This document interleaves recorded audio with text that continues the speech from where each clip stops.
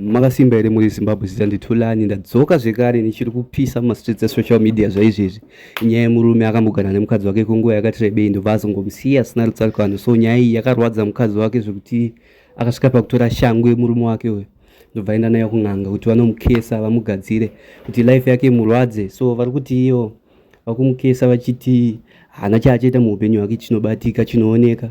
So akufanira kurwadzwa neupenyu zvokuti achadzoka kumukadzi wake wakare. So chakuplayirai video pasi mamatudzo zvamukufunga nevideo iri. Hey, vanhu vari kuroyana muZimbabwe. Muri Zimbabwe munoiona senyaya.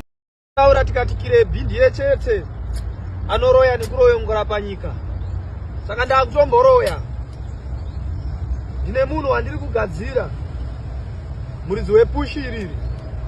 Ndakumugadzira. Aigara nemukadzi waaigara naye. Akasiya mukadzi uyo sina tsarukano. Saka taakusunga tsoka yako manje. Paupenyu hwako iwewe hauna chauchabata. Hauna kana imba yauchamisikidza. Hauna kana basa rochashanda iwewe uchipuhwa mari uchihora. Wakatambisira munhu nguva yake ukamupa vana. Ende vana ivavo hausi kuvachengeta futi. Saka ndati ndakukugadzira tsoka yako iyi.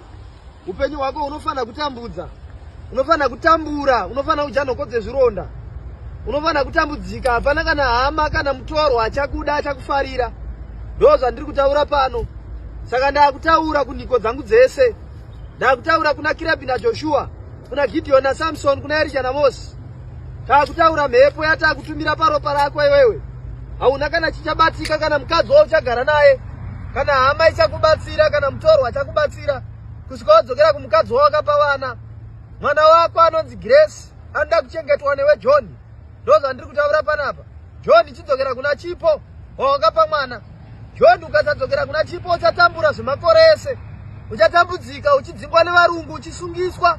Saka tiri kutaura munyama ndo watiri kutaura paropa rako. Unofana kupomedzerwa mhosva dzakasiyana siyana. Unofana kugara mumaoko emapurisa, kugara muchirongo. Kusvika wadzokera kumukadzi uyu nekuti mukadzi uyu ari kutambura nevana. Zita rako Baba, Mwanakomana, Mweya Mutsvene. Kudenga napanyika tinotenda Gabriel Rida Great Vision Grow. Tatenda Jeremiah. Makanaka.